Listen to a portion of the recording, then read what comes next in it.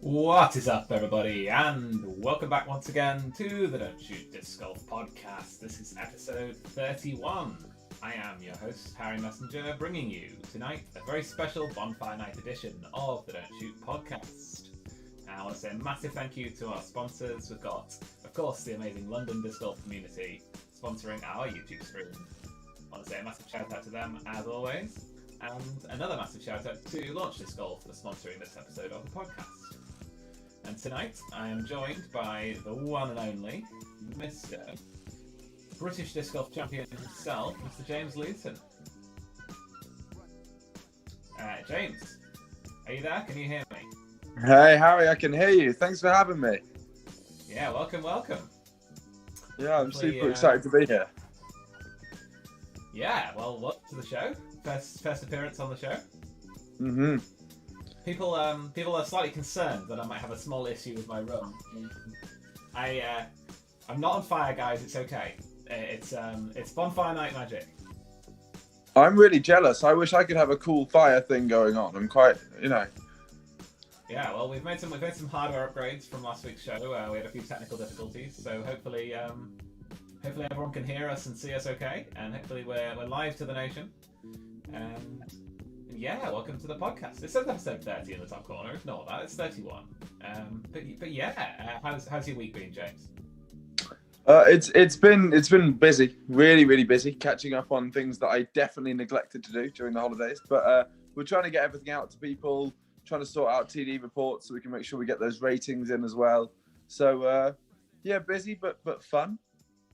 Cool. Same here. Been a crazy week, but yeah, getting back into the swing of things. So it's pretty cool to be back on the show once again. So, James, for anyone who is new here and doesn't know who you are, haven't met you in person yet, hasn't had the honour, why don't you give my audience a little bit of a breakdown of who you are and what you do? Okay, I'm James. I've been playing golf since I was about 5. My dad, Charlie Mead, got me into playing, me and my brothers, when we were quite young.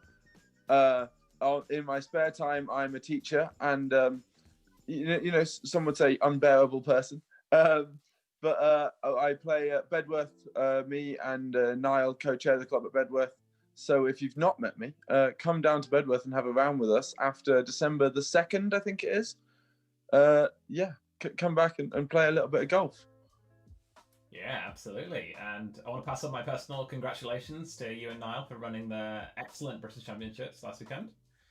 It was Thank you so much. It was great, and also congrats on taking the title down. Yeah, I mean that was a bonus. I've actually never won an event I've TD'd before, so this was a first for me in that respect. Very good. Yeah, it must be an extra added pressure to with all the other stuff going on. It must be hard to concentrate on the actual art of throwing itself. Yeah, no, me and Niall had that conversation on the Sunday when he said he was disappointed at the way he played, and I said, man, this is just your first time TDing and playing is it's a different animal altogether, really. It is. I want to say hi to some of the people in chat. Thanks for joining us tonight, Max and Shane and Ian McDoug and Andrew and Craig and Rowan and Carol as well. So, and Tom, of course, but we don't really say thank you to Tom here. But yeah, welcome to everyone. Glad you could join us for this episode and hang out with me and James tonight as we talk a bit about UK disc golf. Yeah. Speaking of UK disc golf, we should get the fancy graphics on the screen. I haven't cropped them properly, but we'll just have to imagine that there's no white box there. But yeah, UK disc golf news. What's been going on in the UK this week? And first thing is obviously British Championships. So I wanted to say a massive congratulations to all of our winners. Do you happen to have the list or? I don't have the list, but I think I can rattle off every single divisional winner. I off the top of my head, I mean, I may get it wrong, but I think we've got Jamie Rabbits in MA4. I think we've got in MA3 was Andy Sluman. I think in MA2 we saw Ben Jeffrey take it home. In MA40, local boy Jay Stokes took it. In FA1, I think I would say favourite Kelly Addison came back in the Sunday and had an absolute excellent win. Go Team Disc Golf UK. In FPO, Sue Underwood saw off a late charge from Sean Lee. Ian McDougall went the absolute distance against freshly turned 60 Derek Robbins. That was seemed like a really great battle there. And obviously I managed to sneak home against a very late Dan Ryan charge, which was exceptionally fun in that final for me, because it was the first time me and Dan have both played well at the same time in the weekend, which we always really want to be doing. Like, it's no fun when you're playing well and everyone else is playing badly, and then it switches around. No one's enjoying themselves, but when you're both playing well, it's good atmosphere, good vibes. Yeah, those were all our winners. And shout out to Shane Cooper and Nara Grimes for the spot prizes, CTP and longest putt, which I forgot to mention at the players meeting in the end. So good for me there. But Niall with an absolute park job on 17, and Shane, as I described to him, must have been a terrible drive, but great throwing on hole 7. Yeah. Well, Shane's here right now, so congrats to you, Shane, and well done everyone in winning your divisions. Particularly great to see 7 female players representing. Definitely going the way we want to continue to see that happening, and hopefully next year we can start filling some female divisions, which would be awesome. Yeah, 100%. I mean, we would have had 8. Sadly, Jess had to drop out. She was in Wales, so she didn't really feel comfortable doing the public transport up to the tournament. So it's a shame in that respect. Hopefully next year that's certainly what we'd like to see. Yeah, and we had some ridiculous numbers of females, ridiculous in a good way, of females making the trip up to Scotland for the Scottish Open the weekend before as well. So things are good in the female divisions, which is lovely to see. I mean, especially, I was playing golf when I first started as a kid. There was 2, and that was the whole country. There was 2 female players. So like, it's the growth is astounding, really. Like, it's definitely been slow, but now it's really kicked off and it's really starting. So that's awesome. Yeah, it's so cool. Like, one of my favorite things about my trip up to Scotland was seeing there was a division of female juniors playing. I think there was 2 or 3 girls playing, and they were sort of 14, 15, and they were so enthusiastic about all the cool things they were doing, proud of how they got better in each round, and sort of hanging around at the end, sort of talking to everyone and enjoying it. So that's really good. I mean, I remember being a teenager and playing, and it was either me or me and Ben Bruce. There was very few other young people, and that was I think the kicker to really keeping people playing is to have more of that competition around. Like, young people, when they start playing, if they're on their own, you can understand them getting a bit disenfranchised, but if there's 2 or 3, that's brilliant. Hopefully they can grow and keep playing in that. Yeah, they're doing really good things up in Scotland. So yeah, you guys might have noticed that I've been noticeably absent from the list of winners of divisions, and haven't mentioned my personal performance so far. So yeah, not my greatest weekend of disc golf, but after a truly shocking first round where I shot 76th and did well not to walk off the course halfway through, I improved. After the first round, shot 66, 64 in the second 2. 3 rounds of that wouldn't have been enough to win the division anyway, but it would have been enough to be top 3, so I would have been happy with that. So just the first round biting me a bit, and then I think we can excuse that poor first round, though, given that conditions. I mean, I was so devastated. The reputation at Bedworth is awful conditions, and everyone always says, "Oh, always rains at Bedworth." Always, and I thought this time maybe we'll get away with it. So middle of the day on Saturday, when it had just been so awful, it was nice to see the sun finally come out for the rest of the tournament. But my God, that Saturday morning was truly horrendous. It was horrible. I want to give a public personal shout out to the ladies who run the Miners Welfare Club in Bedworth. Is it the Ex-Servicemen's Club? Yeah, the Ex-Servicemen's. Yeah, Cherie and the girls are. Yeah. Heroes. So I came in from my morning round miserable and bedraggled. My plan at that point was to get my free lunch and leave. I was going to drive home. I was not in the mood. I was real bad, and they were really cheering me up. They gave me drink. I want to say thank you to Andy for buying me a drink, Andy Sleeman. Everyone sort of warmed me up and made me feel better. And I left my bedraggled jumper by accident on my chair. My hoodie was so drenched that I just left it on the chair. I didn't even think about it. And then I got back after my second round, and Cherie had tumble dried it for me, and it was folded neatly and ready to go. And it was just made me feel so much happier about how the day was going. So they really are. I mean, our relationship with the ex-servicemen is wonderful, and every single time we run an event, I come away with an even higher opinion of them that I didn't think I'd have from before. They really take care of us, and they're always happy to get the business as well. So we've got a great double side of the coin. We've got a really good relationship with them, and definitely we used to be in with the cricket club, and it was nowhere near as good. The ex-servicemen are just so good to us. So yeah, big shout out to Cherie and her whole team there, Cherie and Jerry and everyone else there. They're absolutely excellent. Yeah, it's really good. We got Ian in chat saying it's because you tool my weekend. I don't really understand, but thanks for your contribution, Ian.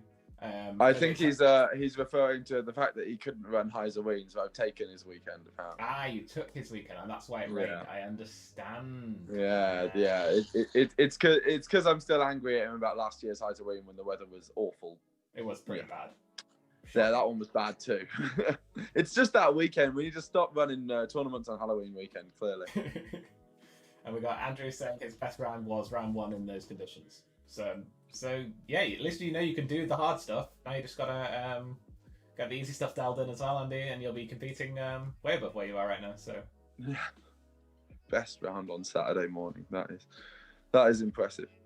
Yeah, and Andy Sleeman shot 7 shots better than his next best round in that conditions as well. So 58 in that rain, followed by a 71 and a 65. So. Oof. The 71 in the afternoon, I didn't understand it. It seemed to be in the afternoon. Everyone shot a worse round. I think maybe that people were just sodden and just heavy. Yeah, but yeah. I people played were tired. People had run out of dry towels as well. I think was a big thing for some people. Yeah, a big shout out to my dad who showed up at half time and gave me a coat and a few towels. That was a bit of a game changer, but. I was stunned going halfway around to look at the live scores and see that most people were playing worse in the afternoon when it was blazing sunshine. It was actually really, really lovely. We all started to. I was feeling a lot of like photosynthesis, kind of getting that energy from the sun, and yeah, it was just was a weird day. The locals struggled just because the wind was coming from the opposite direction. Yeah, so we were almost playing a new course. Yeah, it was really weird. Trying to work out what to do when the wind wasn't the way around you.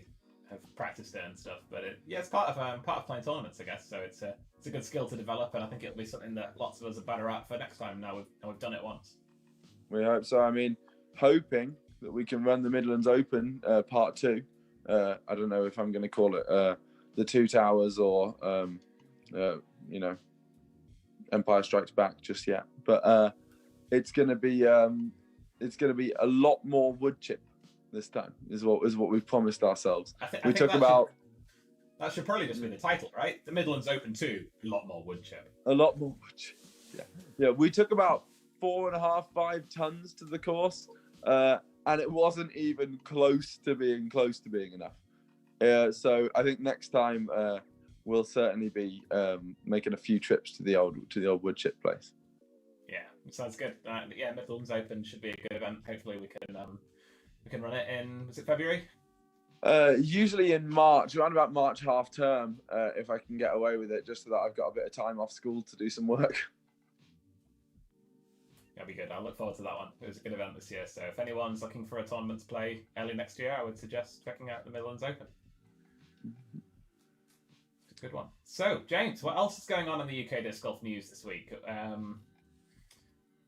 I think we should probably address the big one in the room right now, which is the new lockdown imposed on us by our lords in the government. So for those of you who might not be from the UK, might be watching this back from the US, we've started our second round of COVID lockdowns starting today. Round 2. The restrictions are quite a lot less restrictive than round 1, so we'll see if they are what is needed to drive down stuff. But we've been asked by the government that golf is to be suspended and paid golf courses are to close. which is obviously unfortunate. And I know that disc golf is slightly different in that lots of our courses are in public parks, and they're not going to be taking the baskets out of public parks, I wouldn't expect. But if you can, I would avoid playing. Yeah, definitely. I mean, we've said at Bedworth, just we know that, you know, you could go around, and people were saying, like, you know, could I go around with, you know, someone I live with and just play around and not touch the baskets and stuff? And yeah, I mean, maybe, but we've just said at Bedworth, it's just best that we just don't, and let's just relationships with the public and all of those things. It's just good for the public perception of the sport, just to be just straight. It's a month. Let's just hope it stays at a month, and then we can get back. I mean, who wants to play golf in the winter anyway? It's literally freezing. No, it's not for me. And I'm sure some people will want to play anyway, and will understand that the optics may not smile on that. And what I do say is just be sensible. Don't play in large groups. If you have to play on your own. Just make sure that we've all got this to come back to afterwards. We don't want to make damaged relations with anyone who's got courses in the ground. We don't want to cause any problems for the sport, which is exploding right now. And as we saw coming out of this last lockdown, massive growth, and I'm sure we'll get similar again, even if less so because of the winter. But yeah, so obviously, what some people might be able to do during this time, though, is if you've got a big garden, if you've got a local field which has got nothing else going on there, it might be a good time to get some field work in. So yeah, certainly. I mean, I think, like, you know, the most important thing that I'll definitely be doing over this is just putting. I've got a little basket over on my allotment, and I'll be, you know, allotment's right next to the house, so I can just go out just 6 meters, like throw 200 a day, 6 meters. I see a lot of people practicing throwing 12, 13 meter putts. You don't need to practice those. Those will come. If you can hit your 6 meter ones, then stick to that. So there you go. Advice from the British champion. 6 meter putts in your garden during lockdown. Personally, I would really want to get down to the field. I've got a field sort of pretty much connected to the back of my house, so I'm quite lucky in that respect. I don't have to drive anywhere. I can literally just take my bag out of the back and be at the field. But I'm going to do some accuracy and consistency work, I think. I'm waiting for my elbow to heal up a little bit more, because I've played a bit too much on it lately, and it's not perfect yet. But yeah, I'm going to hopefully get a bit of field work in, a bit of rest in, get some putting practice done, practice in some different conditions, so that hopefully next time there's 50-mile-an-hour gusts and torrential rain, I don't shoot a 76.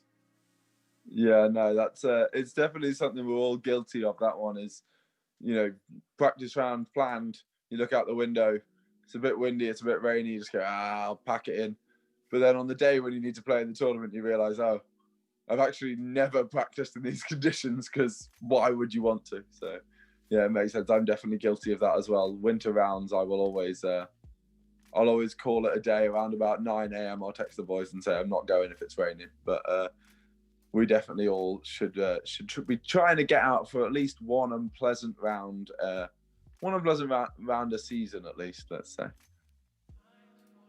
Yeah, definitely important to get a bit of practice in times when you're not everything's not optimal for.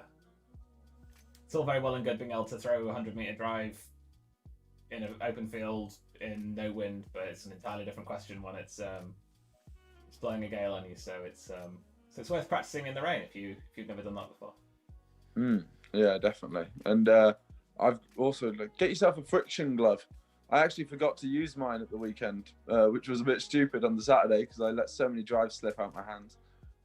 But they can be quite useful. Not, I don't use them much, but if the weather's really, really bad, and it's just got to the point where gripping a disc is almost impossible, the friction gloves you can get from the States are actually really, really good. Yeah, have a little look into them. I've actually got one in the post on the way right now, so I'll. Yeah, they're wicked. I would never use it. If I'm able to dry my disc, then it's not worth it. But on those moments, those rounds when you just want to give up because the weather's so bad, they give you just a little bit of something to kind of straighten up the drive a little bit, stop it just falling out your hand on the tee.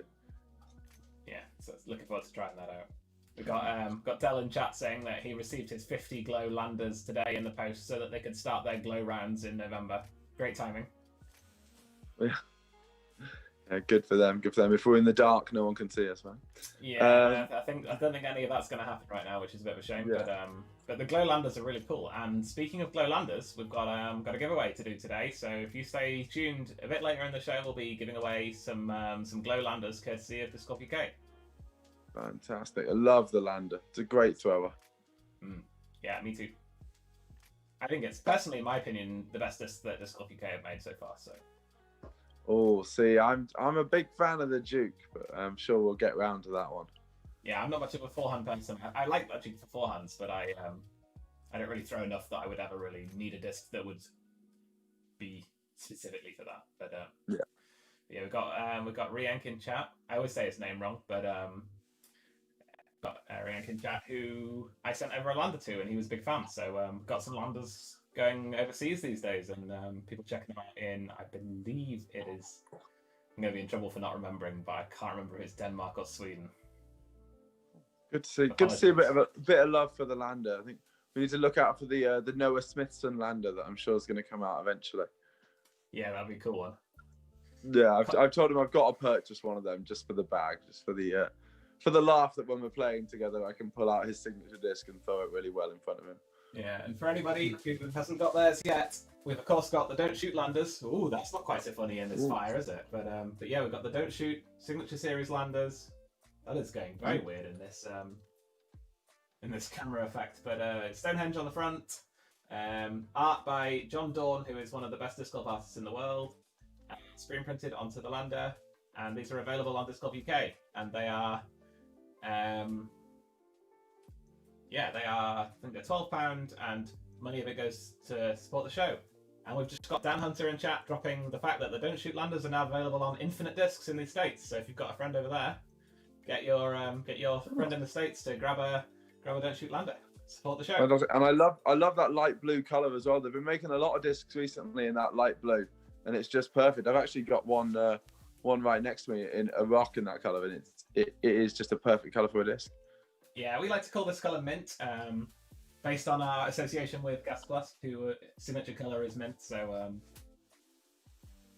we got mint landers.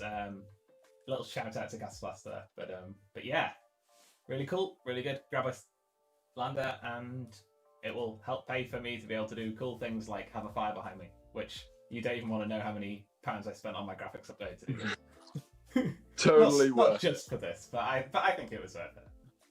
Hopefully it will also mean we don't get any of those CPU encoding errors we had last week. Caused a slight interruption to the end of the show last week. We had Ian Anderson from Central Coast on last week, and it was really cool to talk to him about some cool goings on in the States and here, and video production and various cool topics. So if you've not seen that episode, go back and check it out. It's available on the Don't Shoot YouTube channel. Yeah, I was when I saw that Ian was on, I was really intrigued by that. That's awesome. Really cool guy. So cool guy to have on the show. Yeah, I'm definitely still holding a grudge against him for the commentary at Quarry Park. I think it was just, here's James again. Oh, and he shanked it.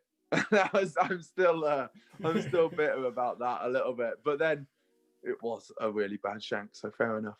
Yeah, I love his commentary, so lighthearted and like he doesn't take it too seriously. So I really like Central Coast.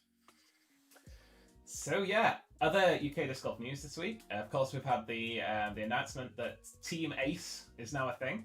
It was cool seeing them at Champs with their really swaggy hoodies and jackets and looking very stylish. So yeah, their kit was wicked. We were really jealous, and we've actually been having the Disc Golf UK chat this week about what kind of kit we've got, and we were having the debate of the Ace guys' kit looked really cool. We should get a really good looking kit like that. So we were super impressed by that, and shout out to Ace as well for all the prizes that have been emailed out today to the top threes in divisions.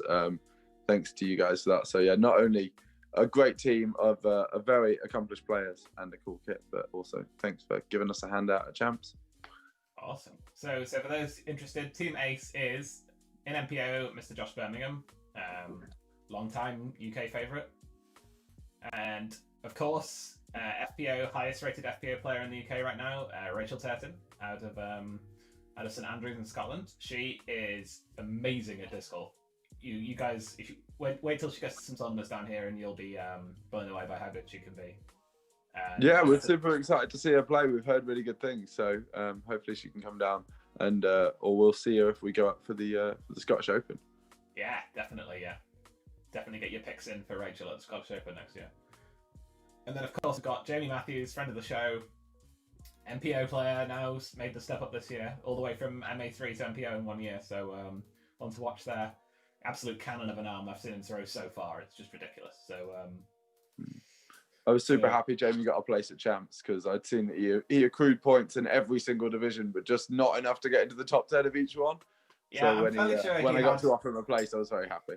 Yeah, it was good that he could go. I was fairly sure that I think he was in the top 5 of overall points earned in the entire season. Yeah. Across all divisions, just never in one division to stay around. And then of course Michael Sharkey, Manchester Ultimate Convert, friend of mine, really good player, very serious about disc golf, plays incredibly well. Was leading champs after round 1 by a long way in his division. Sadly, was not able to pull through and ended up third, I think. But yeah, very good player. And the others are Stephen Nolan, Rachel Island-Jones, and Max Humphreys. So that's Team 8. Congratulations to all. Very cool of a company to represent. Yeah, for sure. I was a little bit jealous when I was watching the announcements. I know I wasn't in the running because I'm obviously trying to stay neutral doing the podcast. I want to be friends with everybody, servant to none. But servant, that's not what I meant. But you know what I mean. An obedient servant.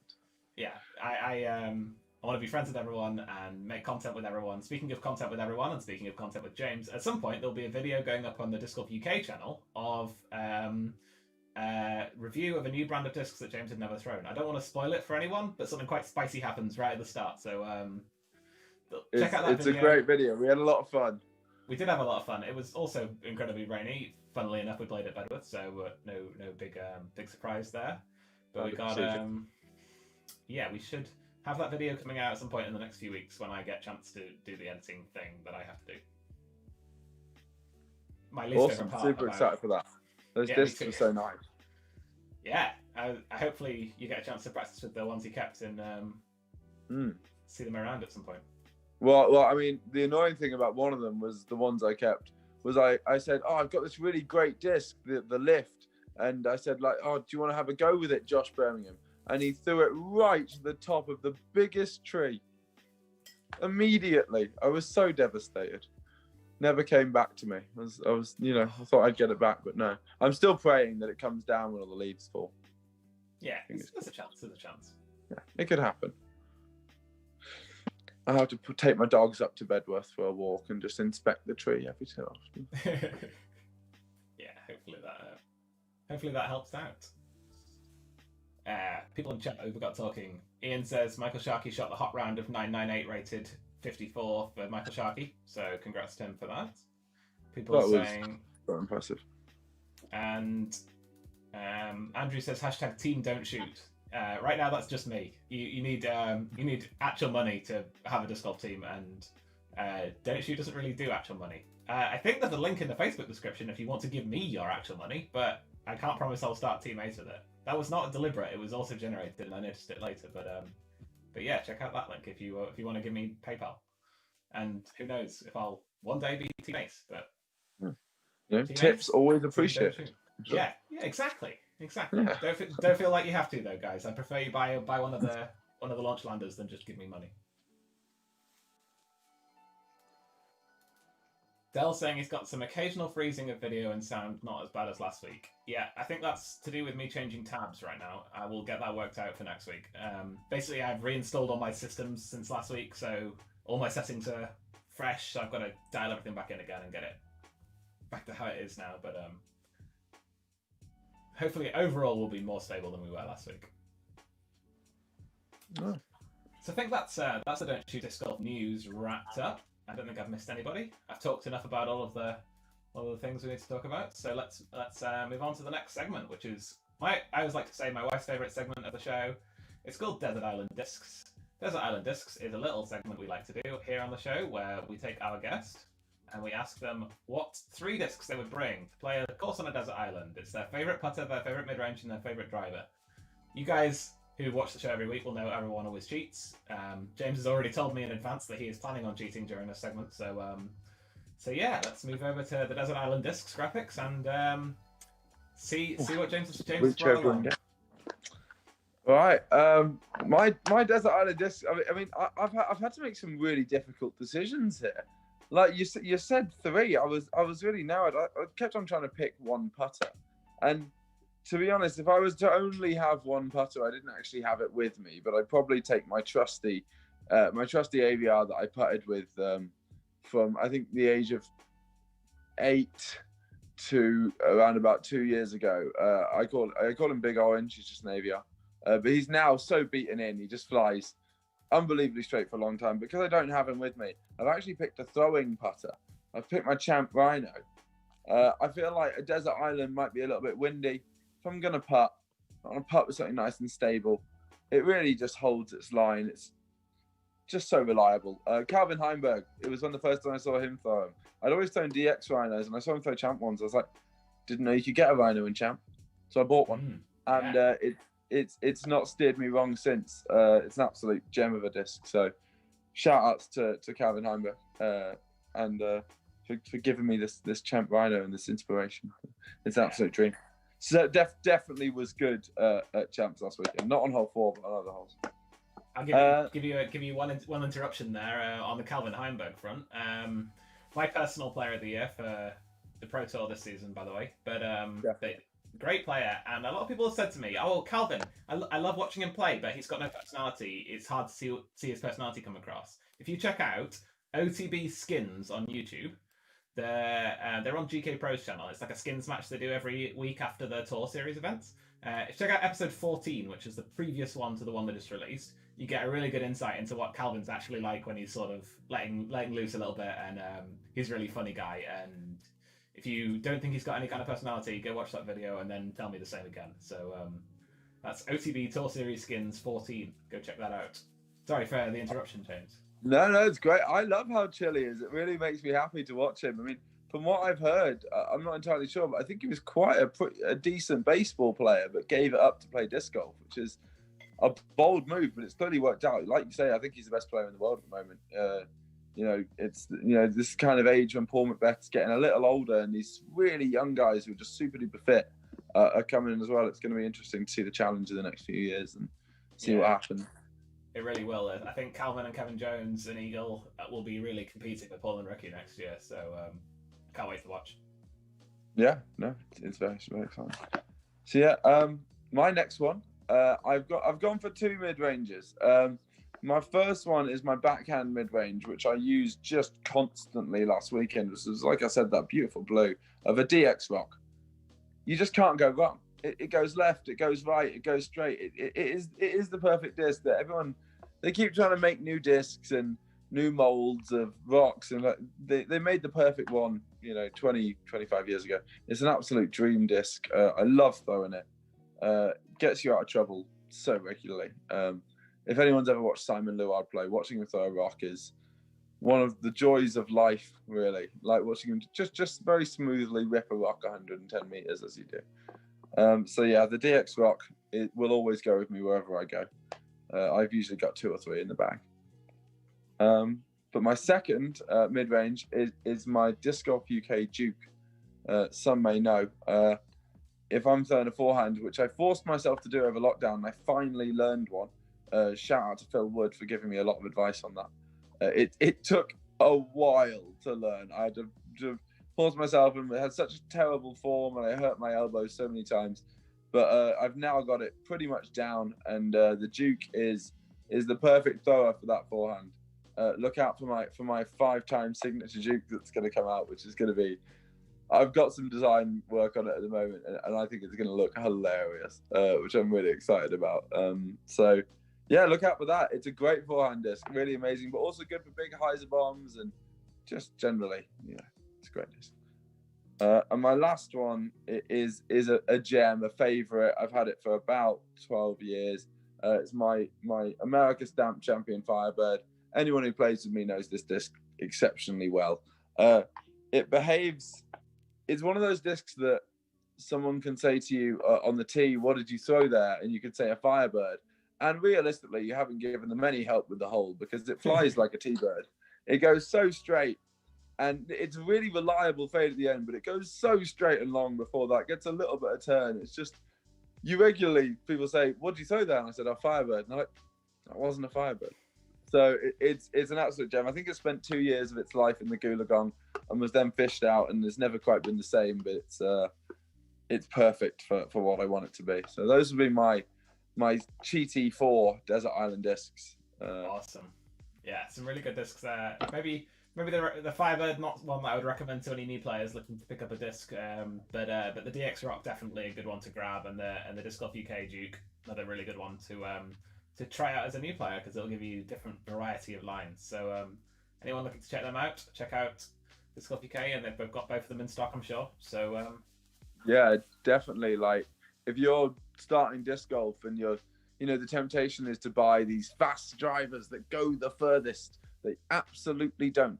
Until you can throw a rock 80 or 90 meters, you don't need those fast drivers, because it's all about your arm speed. You can only throw a disc as far as the pace of your arm, and so get your arm faster, work on that, and then get those fast drivers that will take you the longest distance. Don't be a Gary O'Malley and just throw a destroyer at everything. So yeah, I can second all that advice. I personally was not a great player when I started. I fell down the trap of buying too fast discs too soon, despite Dell's best attempts to stop me. It wasn't until I'd been playing for 2 years and I took an entire winter last year to only throw speed 7 or less discs for the entire of the winter that I first started to be able to get the nose down, started to get the control, and was able to move up to some higher speed discs. And even now, I don't throw anything higher than 11 most of the time. And for most of us normal humans, we probably will never need to. Like, there's not much of an advantage I gain from throwing a speed 13 over a speed 11 or anything. So yeah, my advice: stick to speed 7 until you can throw it sort of 90 meters at least, and then start to build in some speed 11s for a little bit more distance, but without sacrificing all of your control, which is the big thing that's important in disc golf. It's all very well and good being able to crank a speed 13 disc 120 meters, but if you can't make it go in a straight line, you're not going to do well on a course. So yeah, if anything, realistically, trying to get that max distance out of those high speed discs too early is just gonna mess with your form. It's getting you into bad habits that you don't want to get into. Just keep it low, keep it, like, as you say, speed 7 for a little while. I can still throw my speed 9 discs pretty much. My speed 13s go a little bit further, but not that much further. I don't even have that fast an arm speed. So yeah, just keep it steady, smooth as far, as they say. Max in chat says high number mean good driver, slow is boo. That's what the disc companies would like you to think, I think, Max. Yeah, definitely. I remember when the Boss first came out and the excitement was immeasurable, and I threw it for the first time at about 16 years old. I was so pumped. This 13 speed disc was one of the first ones that came out. It was terrible. I barely got it 80 meters. It was so hard to throw. It took years to master it. It's really difficult. Yeah, I had a very similar experience the other day. Someone said to me, "Oh, Harry, I've got this great new disc. It's the new Cloudbreaker 2. And I've been watching everyone on YouTube throwing it, and he's like, "Oh, it's pretty good for normal people to be able to get distance drive." I was so hyped to try it. I got his Cloudbreaker 2. I was lining it up on the tee pad. It's like a little tiny bit of hyzer, just like flip it up like I watch all the pros do it. No, it went like 65 meters, and then just hyzered into a hedge. Like it was a reality check of what the crazy things you see on YouTube aren't for us mortals. So yeah, no, it's definitely a little bit hard to get those ones. Whenever you watch a disc, I'm just gonna try out this new really overstable disc, and they're flipping it up, and it's turning everywhere. Like, I can't throw a PD2 like that. It just seems wrong. I mean, this advice isn't for everyone. Obviously, there are some people who have crazy form who can rip on a disc. I've got a friend called Mitchell who started playing during this lockdown, and he can throw PD2s 120 meters already. Like, not every time, obviously. He's still got some consistency, but but the advice isn't for everybody. Mitchell, if you're listening, keep it up. I can't wait to see you compete at tournaments next year. But Especially same yeah. same to all the Ultimate boys as well. If you're an Ultimate player, just grab a high-speed driver. You're fine. Don't worry about it. Yeah, it's pretty nuts to watch. You can throw. It's fine. Yeah. So yeah, those were James's Desert Island discs. Check out our Instagram in the week. They will get reposted so you can see them all again. In if you missed what specifics they were, and we'll get them posted up for you guys' pleasure. We gave them a few shout outs already tonight, but let's give another shout out to Disc Golf UK, James's sponsor, and we're going to do a giveaway for you guys. We've got 2 Glow Landers to give away. Ooh. And in a don't shoot first, we're not going to give them to 2 people. We're going to give them to the same person because lockdown's starting, putting practice required. Maybe somebody will want to putt with their Glow Landers in their garden or against a tree. You don't need a basket. You can putt against a goalpost. You can do whatever you like. So if you want to win a Glow Lander, in fact 2 Glow Landers with the new cool artwork, thank you to Disc Golf UK for sponsoring this giveaway. All you got to do to win a Glow Lander is put something in chat. If you've already put something in chat today, thank you very much. You've entered. But I would love to hear your enthusiasm for the Glow Landers in chat. If you haven't spoken yet today in the stream, on the YouTube chat's fine. On the Facebook chat is fine. On the Twitch chat, we've got Twitch, guys. No one ever watches on Twitch, but we've got Twitch. So go watch on Twitch. I don't even know what Twitch is. Twitch is for live streaming people. But if you Okay, cool. if you want to win a Glow Glow Lander, put some text in the chat box. Say hi. Join in with the community. Interact with each other. Come and get some Glow Landers. They're awesome. The Landers and they're great to putt with as well for practice. And you don't want just one. Never make the mistake of putting with 4 different putters. Get a Glow Lander. Get the 2 here. Maybe buy another 3. Happy days. Yeah, you need some landers. Definitely need some landers. Even just to try them. Like, one of my favourite things to do is just buy a disc to try it. And with the way the crazy UK resale market is on discs at the moment, it's pretty easy to get like 80% of your money back for a used disc, even if you don't like it. So it's really not a massive investment because people are always wanting to grab a second-hand disc on the Facebook page. So yeah, I've just bought 5 Halo Destroyers from the States. So you guys can expect to see a few of them up on the UK used and new page pretty soon. I've heard they're quite a seller, the Halos. Yeah, I'm sure they'll go down pretty well. I've also got some discs on the way from the States, but they're special and they will not be going on the buy sell trade page. They're for me and me only. But they're my Christmas present to myself. They'll probably take till Christmas to arrive, so I'm going to save them in a box, I think, and do a Christmas episode of the podcast and do a big unboxing. That's my plan. But yeah, getting some special MVP goodness sent over from the States at some point. Hence the sale you guys saw on the don't shoot on the buy sell trade page this week, trying to raise funds for the fact that I had to pay £78 in shipping. Yeah, I haven't had the added tax on those Halo Destroyers yet, and I'm just waiting for it to hit, and it's going to be very painful, I'm sure. Yeah, I'm sure the retailers in the UK will be listening to this conversation and reading the chat right now in anticipation of thinking of what products they need to bring over, because maybe we should get some Halo Destroyers. Yeah, have a look, because I mean, I saw someone buy one for 50 quid the other day. That's a lot. It's a frisbee. I was baffled. That being said, we've definitely all bid more than that on one disc. Yeah, actually, no, I don't think I have bid more than that on one disc. I bought a disc for £50. I don't think I've paid more than £50. I think I bought a Champion Edition Firebird for £50, which I think was a great investment about 4 years ago. And but I bid £62 this year on a Cloud Breaker, but I didn't win it. Pat Green won it, I think, with 65, and I just wasn't willing to go that high. I think the most I've sold a disc for is £110, but I definitely didn't buy it for anything like that. Yeah, Castle Plus first run discs price went absolutely nuts this year because everyone in America has discovered Castle Plus.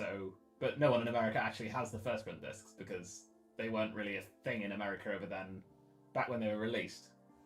So I sold a couple of my my older first run discs I had at a massive profit to various people in the States. So that was good. I mean, I missed them. Right.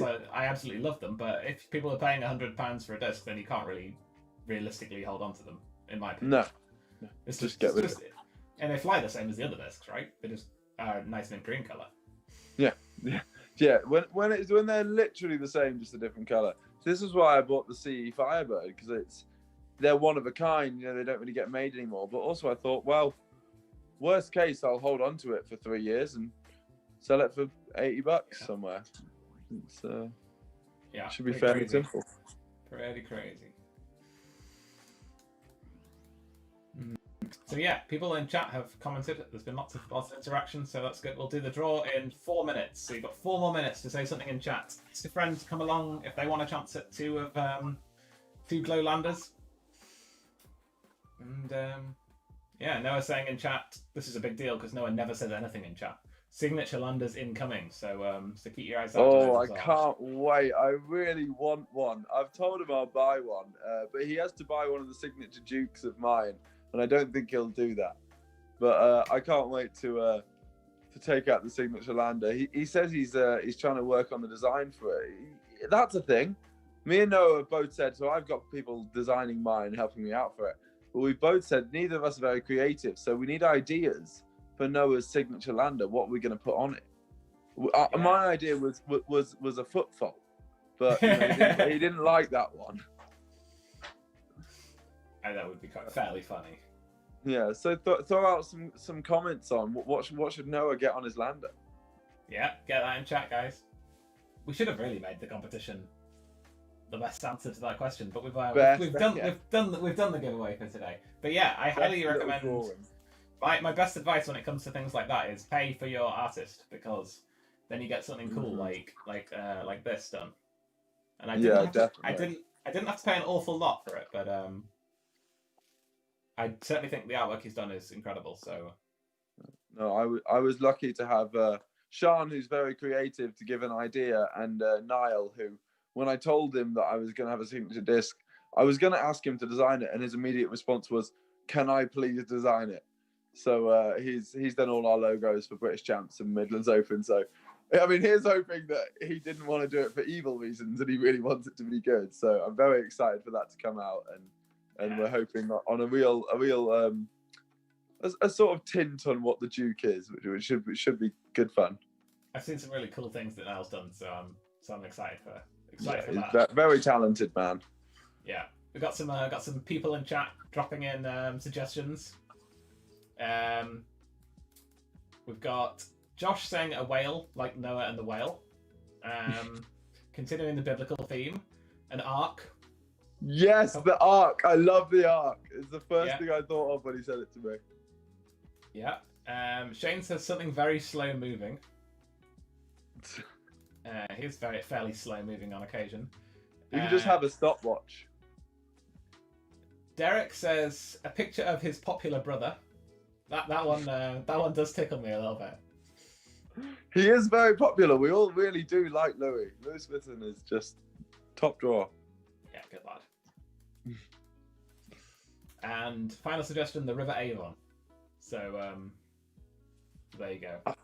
I actually think the ark in a storm, like riding like a stormy sea, would be a. There you go, Noah. That is a wonderful, wonderful thing for the Lander. The Noah's Ark Lander is. I'd buy a Noah's Ark Lander. I would. Yeah. With a few animals lined up on the side, just a few pet faces popping over. Oh, it'd be great. It'd be absolutely lovely. Hope you've been paying attention now and you've got some ideas now for your artwork. And if you pick one of those, we'll take royalty checks to address to Don't Shoot Disc Golf and James Luton. Certainly. I mean, I think whoever's idea it was should definitely get 5 Noah's Ark Landers, or whichever one he happens to go with. Yeah, we had a couple of people say the same thing, so it might be, including John Tweed, in fact. So good to see you watching along, Tweed. Well, since we're talking about the Noah Lander, we should mention that the Tweed Baron is also on the way out. Yeah, I've seen that one. Fairly cool design. I like the tweed. The tweed on the tweed. Yeah, it should be a good one. I like the tagline of a very average Midlands disc golfer. Very funny. Yeah. He's a funny man, our Tweed. Performance at Champs backed that up somewhat. So. Yeah, I mean, he was leading after one round. It was a real shame. The first round, and then It's like we say, when you play them every weekend in one style of wind, and then suddenly it changes for the tournament, it really does throw you off. I expected Thought Tree to be a lot higher up. It was a shame, really. But he'll come back. He is still the match play champion. So if we have national match play next year, he'll be there to defend. I hope. Cool. Okay, let's pick a winner for the giveaway. Very precise. I'm going to cover my eyes with my hat. I'm going to scroll up and down the chat with my mouse wheel, and I'm going to give it to whoever it stops on. I think that's fair. Sounds good. Thank you for interacting in the chat, everybody. Enjoying the discussion and everybody joining in. So fantastic to see so many of you here. Thanks for watching. And the winner of the Lander is Connor McHale. Hey, Connor! Cool. So congrats to Connor McHale on picking up the Lander. Connor has got an absolute cannon of an arm. For anyone who hasn't met him, he's an ultimate boy. He snuck himself into the final at British Champs last week, and boy, can he throw. It's scary to see, especially as a lefty as well. He's got a few advantages on some courses, so watch out for Connor next year if he keeps playing and playing the way he does. Not yet. I haven't met Connor in person yet, but thanks for checking out the podcast. Thanks for supporting the show, and we'll get some Landers shipped out to you, Connor. So thanks for that. So yeah, we're coming towards the end of the show now, James. We're 52 minutes in already, so oh wow! Usually, yeah, it's gone fast, hasn't it? Yeah, usually the show's anything between sort of 45 and an hour. So we've got. Is there anything else that you want to talk about tonight? There's not too much for me. I just want to give a shout out again to everyone who came to British Champs and say thank you to you guys. Like, we had some difficulties sort of obviously with COVID, running a COVID safe event, but I think we pulled it off pretty well. Everything was pretty safe, and I just want to say thank you. Some people dropped out and it looked like there were times at which we might have to postpone, which would have been a real shame given what eventually happened. So I'm really happy the event went ahead. Like, the last bit of golf we'll probably see for a little while competitively anyway. So thank you to my entire team who helped me. I'll always say I don't do that much for this event, really. It's the people all around me who are brilliant, and they do such a good job. So thank you to all of them. Thanks to Sean, who kind of deals with me being a colossal pain for that whole stressed week before the tournament, as we all have. And yeah, as you may notice, I've shaved off my signature beard, and I'm doing Movember, so look out for my Movember charity page thing. I'm going to look like an idiot in front of 30 children or 150 children a day for the next month. So I feel like that might be worth a $5 of your time towards testicular cancer or something along those lines. Yeah, chuck a few quid in if you've got some money spare left over this month, if you're still working in lockdown, for example. And yeah, let's raise some money. So yeah, cheers for coming on, James. Thanks for making your first appearance on the show. I'm sure you'll be back at some point. I need a guest every week, 52 weeks a year. So I'm around. I'm sure you'll be back. Thank you so much for joining me. Everyone in chat, thanks for coming to this bonfire night edition of the Don't Shoot Disc Golf podcast. If you've got any recommendations for what you want to see in the background in future weeks, drop them in the comments. And check out the YouTube channel. Video with James going up on the Disc Golf UK YouTube channel at some point. Not sure when. And thanks for the support. Everybody's awesome, and I will talk to you all soon. See you, everybody. See you later.